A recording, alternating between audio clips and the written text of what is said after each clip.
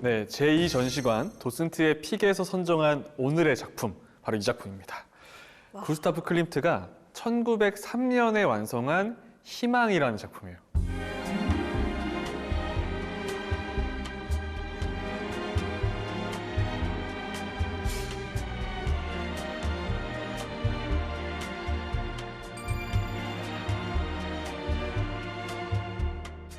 그림 속의 주인공은 마리아 짐머만이란 여성으로 알려져 있는데 마리아란 이름보다는 미치란 이름으로 좀 더 알려져 있어요.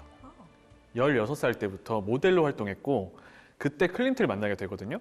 근데 곧 모델과 화가로 만났다가 연인 관계로 발전하게 돼요. 그리고 클림트와 이 여성 사이에서는 구스타프와 오토라는 두 명의 아들까지 태어나게 돼요. 그럼 부인이었던 건가요? 결혼은 안 했어요. 아, 이거 사실혼이구나. 그래서 전해진 얘기에 따르면 네. 이거 뭐 클림트가 언급한 건 아니지만 예술가들 중에 의외로 결혼을 안 한 사람이 많아요. 창작력이라는 게 결국 이성에 대한 어필이라는 얘기도 있거든요. 근데 결혼을 하게 되면 창작력이 사라진다고 생각하는 오. 예술가들 실제로 있었어요. 수많은 여성을 만났고 결혼은 하지 않았지만 자신의 자식으로 공식으로 인정한 아이들은 이 여성과 사이에서 태어난 두 아들밖에 없어요. 그럼 미치가 좀 특별한 의미이긴 그러네, 좀 하겠네요. 그럴 수도 인정을 해준 있겠죠. 거네. 네. 클림트는 참고로 사후에 친자 확인 소송을 14번 당했습니다. 이거 팩트예요. 14번을 당했어요.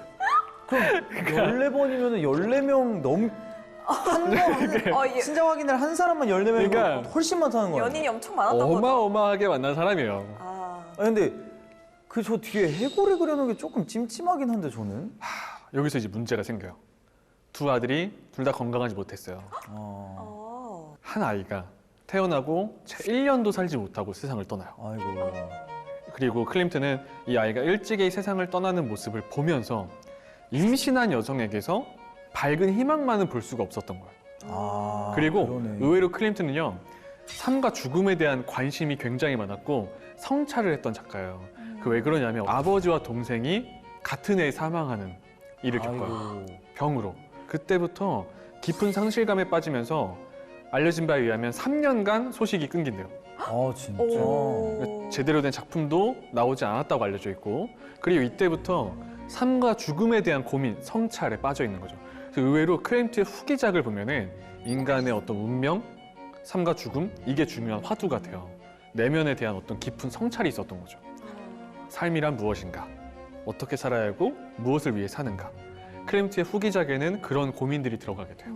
그래서 그런지 그림이 많이 바뀐 느낌이 네. 드네요. 계속해서 맞아요. 이런 그림들을 그렸나요? 어떻게 보면은 초기에는 극사실, 아까 네. 봤던 중기에는 금빛, 말년에는 황금빛이 아니라 또 다른 스타일의 작품들이 쏟아지게 돼요. 제 3기가 있구나. 네, 한번 볼까요?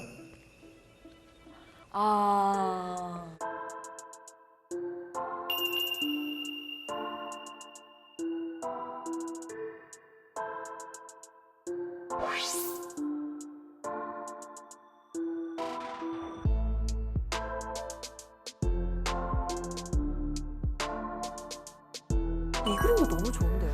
이 그림도 어마어마해요. 실제로 보면 그 에너지가 느껴져요. 금빛 클림트 시절에서 금만 뺀 느낌이긴 해요. 맞네요. 이 디테일이. 네. 장식적이고 충분히. 그 본인의 그 화풍은 딱 있어요, 확실히. 그러니까. 그죠?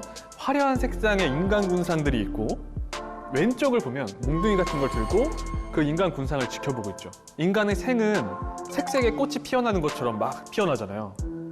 근데 항상 그 옆에는 죽음이 곁에 있다는 걸 기억하라는 메시지 같기도 하고. 약간 진짜 저 해골이 이렇게 기다리고 있는 것 같아. 네. 한 명이 저 밖을 나오면 데려가려고. 네. 사실 그 정물화에는 저 해골 무늬가 메멘토 모리라는 맞아요. 상징이잖아요. 그걸 좀 활용한 것 같기도 하고요. 그랬을 수도 있죠. 그래서 클림트는 아마 말년에는 좀 더 이 생과 사를 고민하지 않았나. 그리고 클림트는 마지막 작품을 남기게 돼요. 미완으로 끝났군요. 바로 맞추셨어요. 약간 좀 완성이 안 된 부분이 보이시죠? 오른쪽이 좀. 네. 네, 특히 우측하다는 채색도 되지 못했고, 그죠?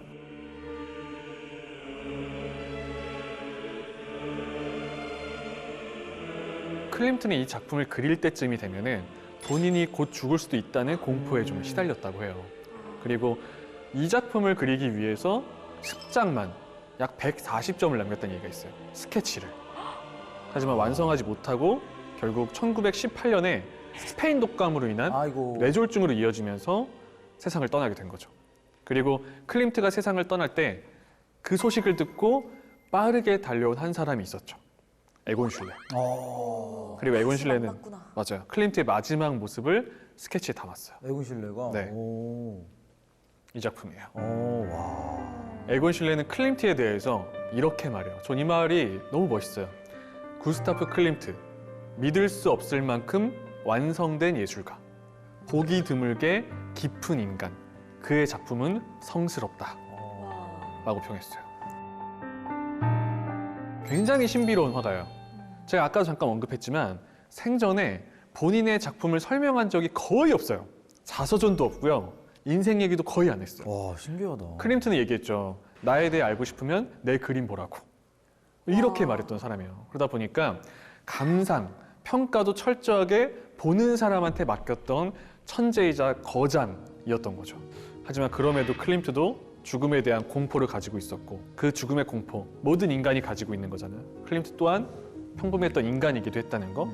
자, 아마 그래서 이번 시간을 보고 나면 클림트의 또 다른 면들이, 또 인간적인 면들도 함께 보이지 않을까라고 생각을 해봅니다.